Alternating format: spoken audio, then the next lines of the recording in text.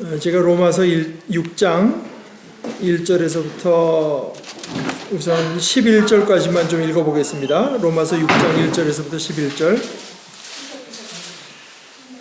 그러면 우리가 무엇이라고 말을 해야 하겠습니까? 은혜를 더하게 하려고 여전히 죄 가운데 머물러 있어야 하겠습니까? 그럴 수 없습니다.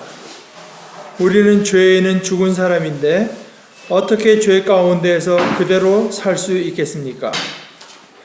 세례를 받아 그리스도 예수와 하나가 된 우리는 모두 세례를 받을 때 그와 함께 죽었다는 것을 여러분은 알지 못합니까? 그러므로 우리는 세례를 통하여 그의 죽으심과 연합함으로써 그와 함께 묻혔던 것입니다. 그것은 그리스도께서 아버지의 영광으로 말미암아 죽은 사람들 가운데에서 살아나신 것과 같이 우리도 또한 새 생명 안에서 살아가기 위함입니다. 우리가 그의 죽으심과 같은 죽음을 죽어서 그와 연합하는 사람이 되었으면 우리는 부활에 있어서도 또한 그와 연합하는 사람이 될 것입니다. 우리의 옛 사람이 그리스도와 함께 십자가에 달려 죽은 것은 죄의 몸을 멸하여서 우리가 다시는 죄의 노예가 되지 않게 하려는 것임을 우리는 압니다. 죽은 사람은 이미 죄의 세력에서 해방되었습니다. 우리가 그리스도와 함께 죽었으면 그와 함께 우리도 또한 살아날 것임을 믿습니다. 우리가 알기로 그리스도께서는 죽은 사람들 가운데서 살아나셔서 다시는 죽지 않으시며 다시는 죽음이 그를 지배하지 못합니다. 그리스도께서 죽으신 죽음은 죄에 대해서 단번에 죽으신 것이요 그분이 사시는 삶은 하나님을 위하여 사시는 것입니다. 이와 같이 여러분도 죄에 대해서는 죽은 사람이요 하나님을 위해서는 그리스도 예수 안에서 살고 있는 사람이라는 것을 알아야 합니다. 그러므로 여러분은 죄가 여러분의 죽을 몸을 지배하지 못하게 해서 여러분이 몸의 정욕에 굴복하는 일이 없도록 하십시오. 그러므로 여러분은 여러분의 지체를 죄에 내맡겨서 불의의 연장이 되게 하지 마십시오. 오히려 여러분은 죽은 사람들 가운데서 살아난 사람답게 여러분을 하나님께 바치고 여러분의 지체를 의의 연장으로 하나님께 바치십시오. 여러분은 율법 아래 있지 않고 은혜 아래 있으므로 죄가 여러분을 다스릴 수 없을 것입니다. 우리가 중간에 좀 띄어서 좀 기억을 되살리기 위해서 제가 5장 끝부분을 잠깐 얘기를 하면 5장 끝부분에 이제 결국 20절 뒷부분에 이렇게 말을 했죠. 죄가 많은 곳에 은혜가 더욱 넘치게 되었습니다. 그것은 죄가 죽음으로 사람을 지배한 것과 같이 은혜가 의를 통하여 사람을 지배하여 우리 주 예수 그리스도로 말미암아 얻는 영원한 생명에 이르게 하려는 것입니다. 이 말은 틀림없이 맞는 말이지만 이제 그냥 자동적으로 이런 생각이 들 수 있지 않겠습니까? 그러면 죄가 많은 곳에 은혜가 더욱 넘쳤으니까 우리가 죄 더 지면 은혜가 더 넘치겠네. 우리 언뜻 생각하기에는 그런 궤변 같은 말이 어딨어 이렇게 생각할지 모르지만 사실은 우리 속에 이런 마음이 조금씩 있는 거 아닌가 하는 생각도 있습니다. 그러니까 그거는 이제 우리 목회자들 책임도 상당히 큰데, 그러니까 설교할 때 자꾸 어떤 극적인 회심, 극적 이런 것만 자꾸 이제 즐겨서 하다 보니까 그냥 나도 죄를 그냥 한번 하다가 돌아서면 한번 화끈하게 하나님의 은혜를 체험할래나, 더 큰 감동이 있을래나, 이런 이제 이상한 생각을 하는 것이 그렇게 아주 드문 건 아닌 것 같습니다. 이제 거기에 대해서 바울 사도가 이제 가상의 질문을 던지면서 그러면 죄가 많은 곳에 은혜가 더한다고 했으니까 그러면 이제 6장 1절에서 그 가상의 질문을 떠올리고 거기에 대해서 이제 얘기를 하는 것입니다. 그럼 우리가 무엇이라고 말을 해야 되겠습니까? 은혜를 더하게 하려고 여전히 죄 가운데 머물러 있어야 하겠습니까? 그럴 수 없습니다. 우리는 죄에는 죽은 사람인데 어떻게 죄 가운데서 그대로 살 수 있겠습니까? 여러분, 이제 이런 성경의 진리의 말씀을 보다 보면 그냥 우리가 별 생각 없이 그냥 그대로 이렇게 따라가는 데서 그칠 수도 있습니다. 그런데 여러분 한번 좀 생각해 보세요. 율법이라고 하는 거는 유대 사람들은 뭐 참 하나님의 특별한 은혜로 이제 알고 있었는데, 율법에 대해서 재해석하는 겁니다. 바울 사도가 6장 20절에 율법은 범죄를 증가시키려고 끼어 들어온 것입니다. 이건 뭐 아주 그냥 참 레디컬, 이건 뭐 굉장한 재해석입니다. 율법이 범죄를 증가시키려고 들어왔다? 그러니까 이거는 제가 지난주에도 이제 뭐 말씀드린 것처럼 한두 가지 의미에서, 그러니까 우리 몸에 그 내 마음대로 살고 싶은 생각은 있지만 이제 그 율법 조항이 들어옴에 따라서 나는 그럼 이것이 이 법에도 걸리고 저 법에도 걸리고 이제 이러는구나, 이런 식으로 이제 이해할 수도 있고, 또 하나는 제가 이제 그랬던 경우, 저 스스로 저 중학교 처음 들어왔을 때 어느 선생님 한 분이, 저는 뭐 그런 생각이 전혀 없었는데 자기 그렇게 이름을 그렇게 선생님 이름을 함부로 부르는 게 아니라고, 뭐 선생님이 철수야 뭐 이렇게 부르는 게 아니라고. 저는 이제 그 소리를 듣고 나니까 제가 한번 이렇게 불렀다가 혼난 적이 있습니다. 그러니까 이제 율법이라고 하는 게 그런 면도 있다. 하나님께서 물론 탐내지 말라고 했지만 인간의 그 죄성 때문에, 인간이 가진 그 죄에 대한 생각 때문에 선한 뜻으로 준 율법이 오히려 인간에게 어떤 그 범죄를 증가시키는 면도 있다. 그럼 이제 그러나 바울 사도의 얘기는 그것이 영어식으로 end of the story, 그것이 끝이 아니다 이겁니다. 율법이 들어와서 율법이 결국은 무엇이 옳고 무엇이 그리고 하나님께서 이걸 기뻐하시고 이건 싫어하시고 너희가 이렇게 살아야 되고 하는 건 주지만, 오히려 실제에 있어서는 율법은 선한 것이지만 인간의 그 죄의 세력이라고 하는 건 훨씬 더 무서워서 율법 때문에 죄가 증가하는 면이 있다.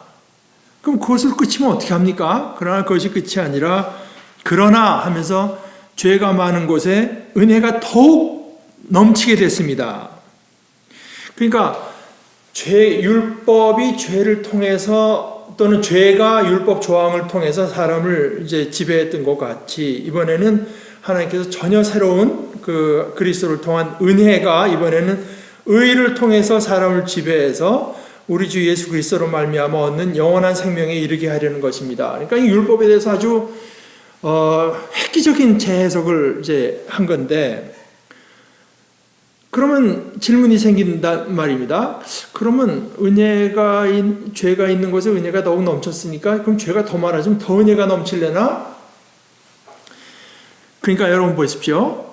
거기서 바울 사도가 생각을 그치지 않는다는 걸 여러분들이 좀 생각할 필요가 있습니다.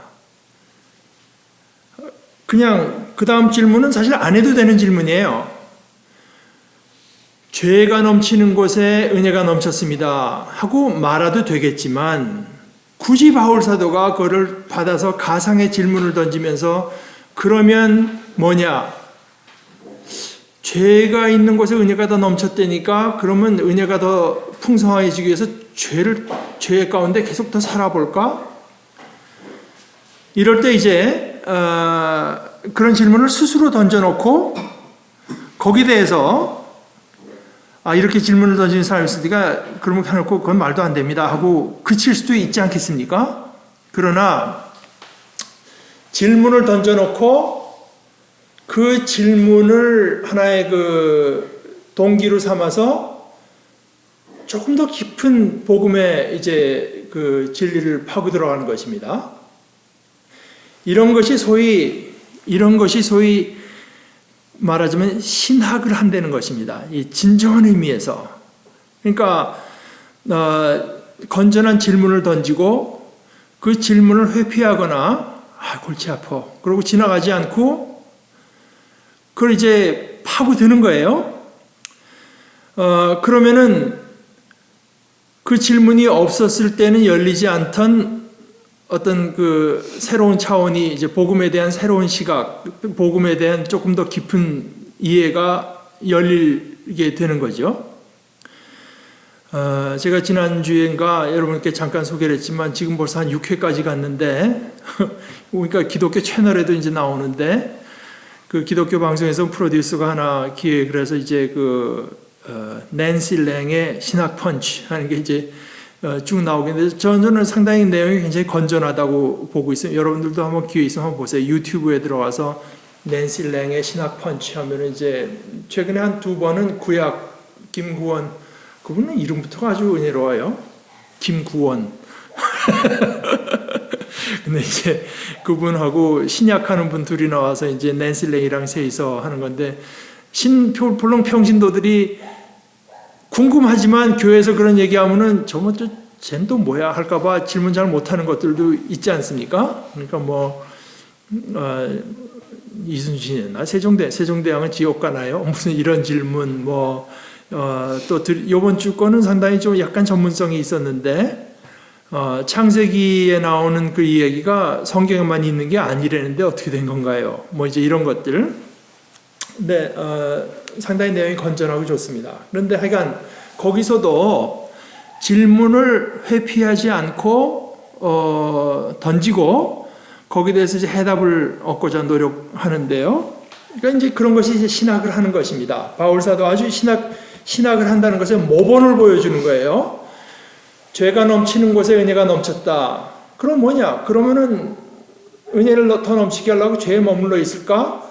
거기에 대해서 바울 사도가 그럴 수 없습니다 했는데 이거는 사실 우리 한국말로도 센 말이긴 하지만 글쎄 하여간 원어로는 메게노이토 해서 미예니토 해가지고 이거는 헬라어로 표현할 수 있는 부정 중에서 가장 강한 부정을 이제 하는 것이에요. Never ever. 결코 그럴 수 없습니다. 그게 말이 됩니까? 하는 정도로 끝이면 우리는 더 깊은 어떤 영적인 진리로 들어가지 못합니다. 그게 말이 되냐? 이제 이런 식으로 하면 상식적인 말이긴 하지만 그렇게 하면 안 됩니다. 여기서 이제 바울 사도가 말하는 것은 그럴 수 없습니다 하고 말하면서 우리는 죄에는 죽은 사람이다. 그러니까 이것은 그런 질문이 나온다고 하는 것은 우리에게 뭐가 일어났는가를 이해하지 못하기 때문에 지금 하는 질문이다 이겁니다. 우리가 지금 제가 아까 읽을 때 세례라고 읽었지만 사실 이 부분은 꼭 침례라고 읽어야 될 것 같아요. 침례, 물에 들어갔다가 나옴으로써 그리스도와 함께 물에 잠겼다가 이제 새 생명, 여기 찍어 바르는 것으로서는 그게 잘 상징이 되지가 않죠. 근데 물에 들어갔다가 나오는 그 침례를 받아서 그리스도 예수와 하나가 된 우리는 침례를 받을 때 그와 함께 죽었다, 묻혔다는 것을 여러분은 알지 못합니까? 여러분 다 침례 받아놓고 나서 도대체 그때 무엇이 일어났는가, 그 사건이 무엇을 말을 하는가를 전혀 모르기 때문에 지금 그냥 말 논리로만 따라가다 보니까 그러면 죄를 더하면 은혜를 더 넘치겠네. 이제 그런 생각이 나오는 것입니다. 그 말을 하면서 그런 질문을 기화로 삼아서 우리의 어떤 스테이터스, 우리에게 무엇이 일어나고 우리는 지금 어떤 사람인가를 조금 더 깊이 파고 들어가는 것입니다.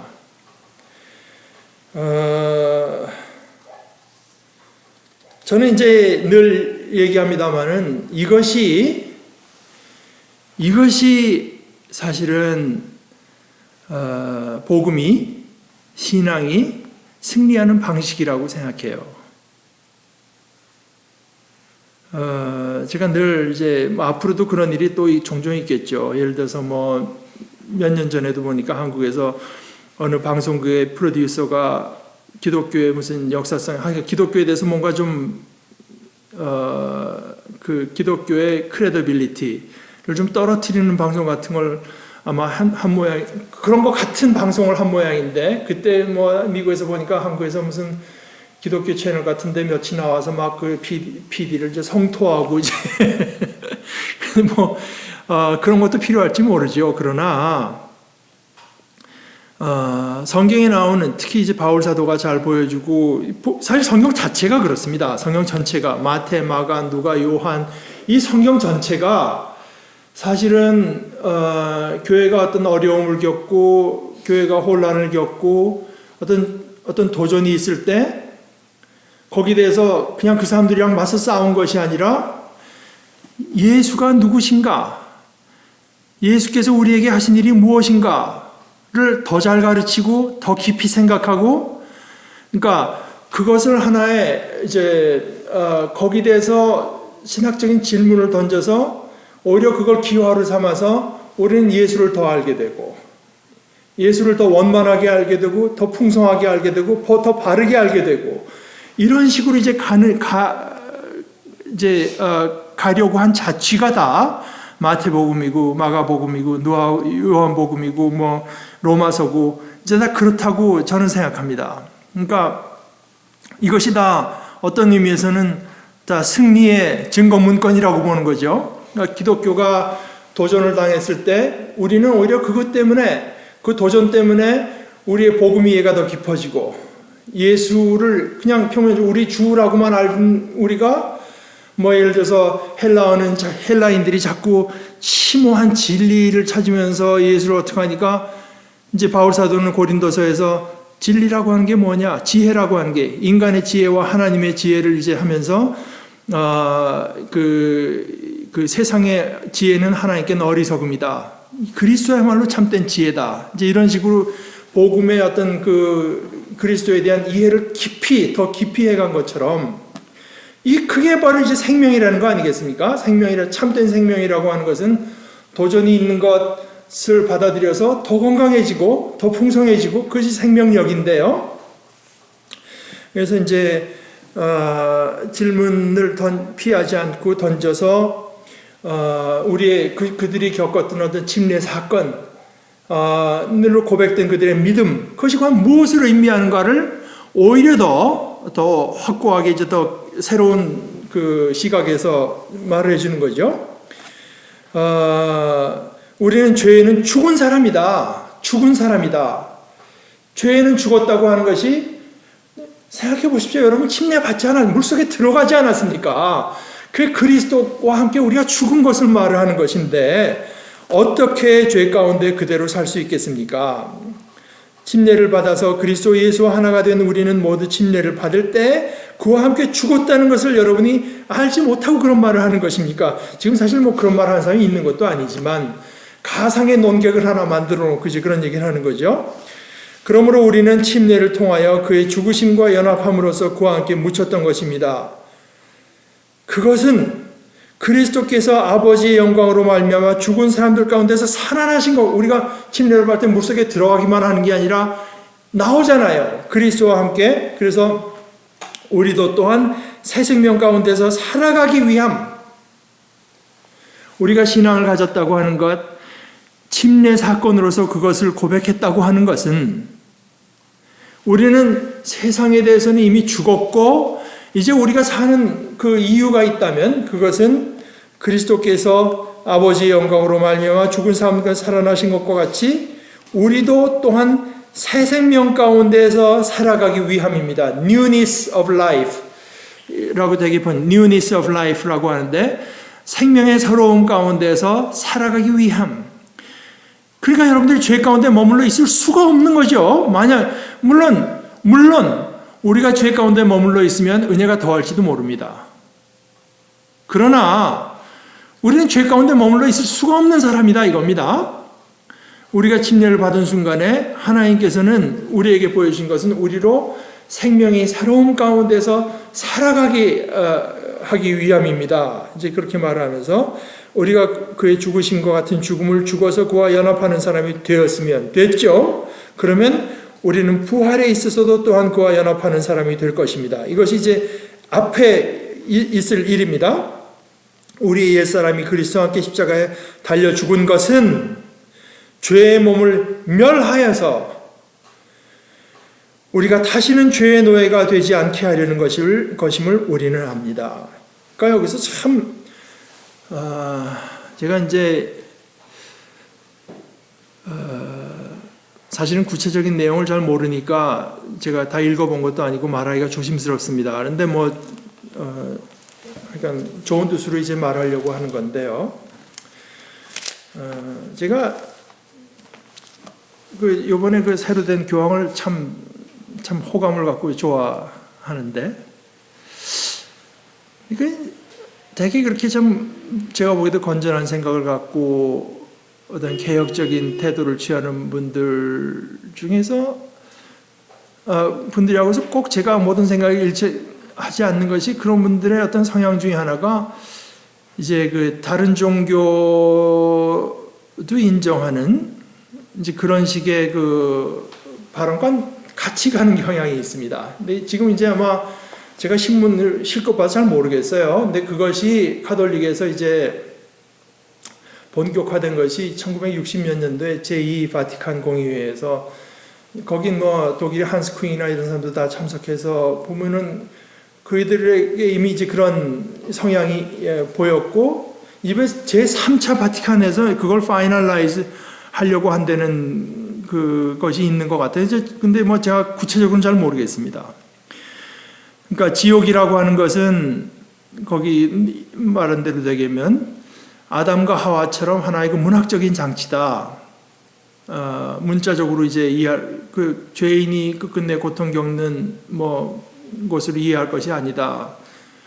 그 문학적인 장치라고 하는 건 저도 충분히 이제 동의를 하는데, 이제 그 다음에 따라 나온 걸 보게 되면, 그래서 결국은 모든 영혼이 다 하나님의 자비에 들게 된다, 이런 표현까지 이제 있는 거 아닌가 하는. 근데 제가 아직도 제가 다시 말씀드리지만 그 사람들이 최종적으로 한 걸 못 봤으니까 모르겠는데, 그래서 그분들을 대해서 말을 하는 게 아니라 이제 그런 움직임에 대해서 제가 이제 말을 하려고 하는 건데,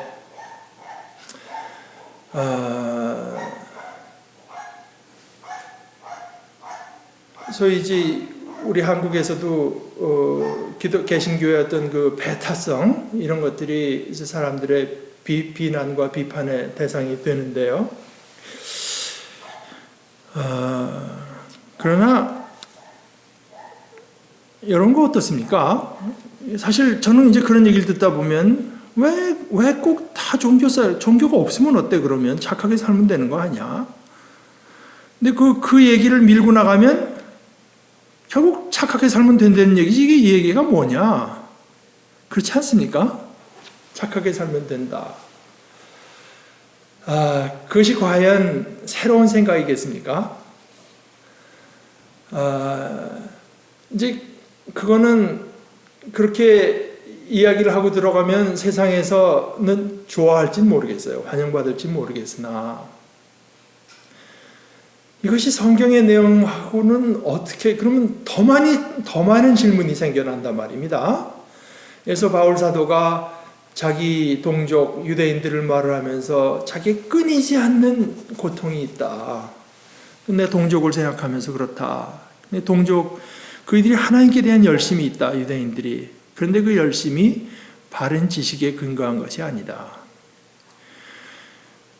제가 좀 약간 수상쩍게 생각하는 것은, 카톨릭 같은 경우에 뿌리 깊게 마치 다른 종교도 인정하는 것 같으면서 자기는 항상 우월하다고 하는 약간의 속 생각은 그게 늘 있는 것 같아요. 인정하지만 결국은 이제 이 카톨릭이 최고다, 이제 이런 식의 생각을 하는 것 같은데, 그러니까 프란시스코 교황인가 이번에도 진리면 한 진리지 거기 무슨 여러 가지 진리가 어떻게 있을 수가 있느냐, 그러니까 아마 기독교 진리, 사람들이 찾는 진리가 결국 다 하나다, 이런 얘기를 이제 말씀하시는 것 같은데, 그러면 제가 지금 말씀드린 바울 사도의 그런 얘기는 참 이해가 안 갑니다.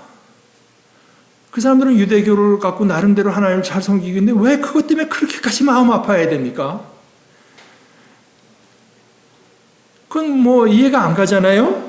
이제 로마서 저 뒤에 이제 나올 겁니다. 이렇게 말을 해요. 나는 9장 1절의 얘기가 이건데요. 나는 그리스도 안에서 참말을 하고 거짓말을 하자니, 거짓 이제 맹세를 하다시피 말을 하는데, 내 양심이 성령을 힘입어서 이것을 증언하여 줍니다. 나에게는 큰 슬픔이 있고 내 마음에는 끊임없는 고통이 있습니다. 나는 육신으로 내 동족인 내 결의를 위하는 일이면 내가 저주를 받아서 그리스도에게서 끊어질지라도 달게 받겠습니다. 뭐 이러면서 이제 결국 이 사람들이 이 바울 사도가 이렇게 고통스러워하는 것은 10장 1절로 다시 가서 보세요. 형제자매 여러분, 내 마음의 간절한 소원과 내 동족을 위하여 하나님께 드리는 내 기도의 내용은 그들이 구원을 얻는 일입니다. 나는 증언합니다. 그들은 하나님을 섬기는 데 열성이 있습니다. 그러나 그 열성은 올바른 지식에서 생긴 것은 아닙니다. 이거는 인간이 하나님을 향해서 열성이 있고 선을 향해서 진리를 향해서 열성이 있을지라도 바른 지식이 없으면 우리가 말하는 구원에는 미치지 못하기 때문에 이런 말을 한다고 밖에는 이해할 수 없는 귀절 아니겠습니까?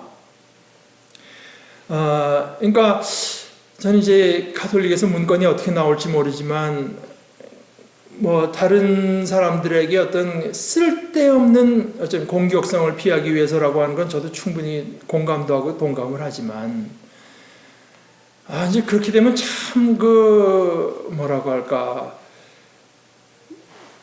참 궁색해지는 것 같아요. 그러니까 다른 오히려 더 그래서 너는 그럼 왜 자꾸 와서 이렇게 전도하느냐? 우리 나름대로 잘 선하게 잘 살고 진리를 따라서 열심히 살고 있는데 또는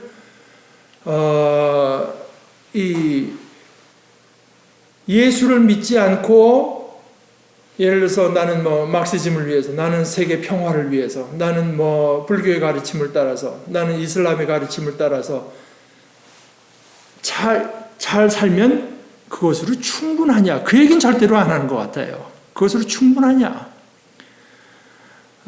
참 애매한 말로 자꾸 이제 얼버무릴 수밖에 없는 상황이 이제 온다고 보는 것입니다.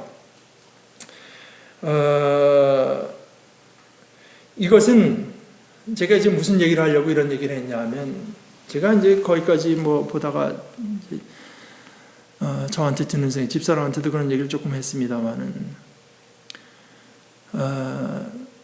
우리가 뭐 다른 종교에 대해서 포용하고 또 진리를 따라 사는 사람들에 대해서 참 포용적인 자세를 가지는 것은 좋은데 결국 그런 태도와 제가 이해하는 대로 성경의 내용이 다른 것은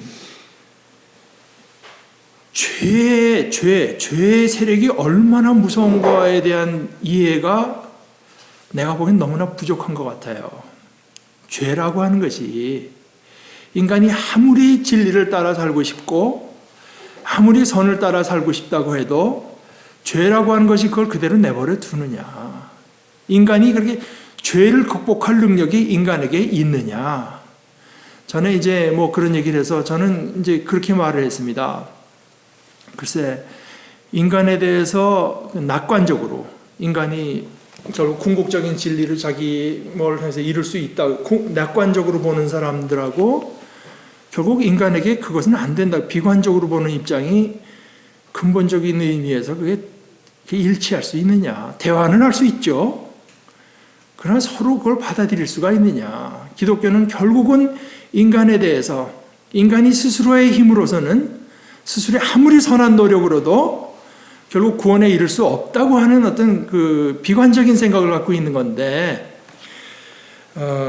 물론 이제 이것은 신학적인 또 신앙적인 내용에서 그렇고 태도에 있어서는 저는 이건 한국교회 대부분이 너무나 잘못하고 있다고 보죠. 그러니까 뭐 단군상을 뭐 어떻게 했느니, 뭐 스님한테 가서 뭐 어떻게 뭐 예수님들하고 뭐 했다느니 이런 것들이 거짓 뭐 객기의 수준이지 그게 상대편을 뭐 자극하고 불편하게만 만드는 거지.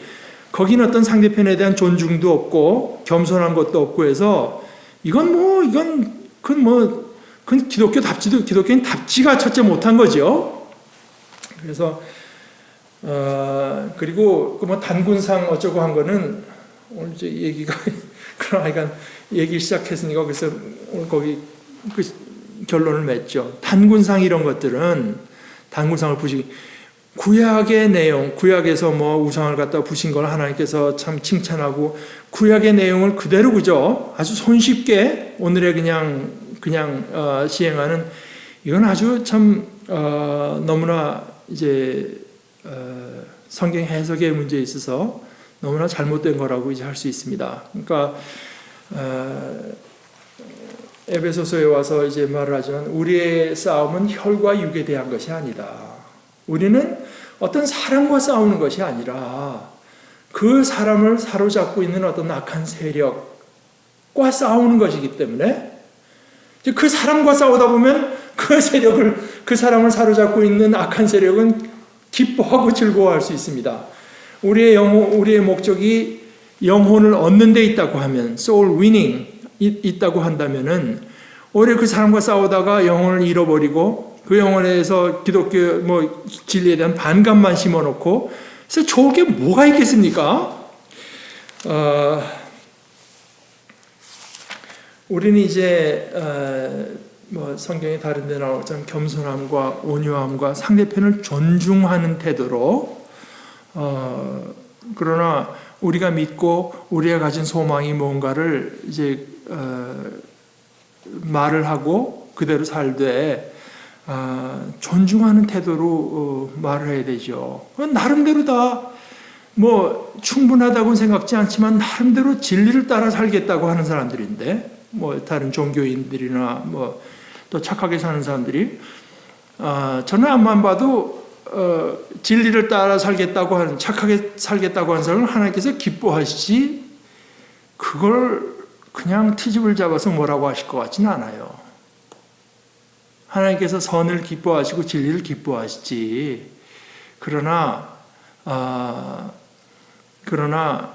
선을 그러니까 오늘 이제 바울 사도가 말하는 것처럼 그것 때문에 내 마음속에 저분들이 선하게 살고 싶어하고 진리를 따라 살고 싶어 하는데 그러나 궁극적인 하나님의 은혜를 알지 못한다고 하는 데 대해서 애통해하고 슬퍼하고 아파하고 기도하는 것이 우리가 할 일인 거지 그 사람 앞에 가서 그냥 긁어대는 것이 우리의 바른 태도는 결코 아닌 거죠. 마치 불교 행렬이 지나가면 거기에 대해서 적개심을 표현해야 우린 잘 믿는 것처럼 이렇게 이거는 아주 얼토당토하는 생각이라고 그렇게 볼 수가 없습니다. 그러니까 이제 제가 오늘 진짜 6절에 있어서 우리 옛사람이 그리스도와 함께 십자가에 달려 죽은 것은 죄의 몸을 멸하여서 우리가 다시는 죄의 노예가 되지 않게 하려는 것임을 우리는 압니다. 이 말을 뒤집으면 우리가 죄의 노예에서 벗어나려면 죄의 몸을 멸하는 수밖에 없습니다. 죽는 수밖에는 없습니다. 이 얘기거든요. 그러니까 죄라고 하는 것이 이렇게 무서운 것이고 이렇게 끈덕진 것이고 이렇게 파워풀한 것이기 때문에 죄에 대해서 승리하는 것은 죄의 몸이 멸하는 수밖에 없는 것입니다. 그것이 우리가 착하게 살겠다는 결심으로 되는 것도 아니고 무슨 철학으로 되는 것도 아니고 예술 같은 것을 감동을 시켜서 될 일도 절대로 아닙니다. 죄라고 하는 것은 율법까지도 하나님의 선하신 율법까지도 죄의 도구 어떤 죄의 계기를 쓸 수 있을 정도로 무서운 세력인데 그래서 죄의 몸이 멸해서 그 죄의 지배로부터 벗어나는 수밖에는 없다. 오늘 그 나머지 부분 우리 다음 주에 연결해서 같이 보도록 하십시다.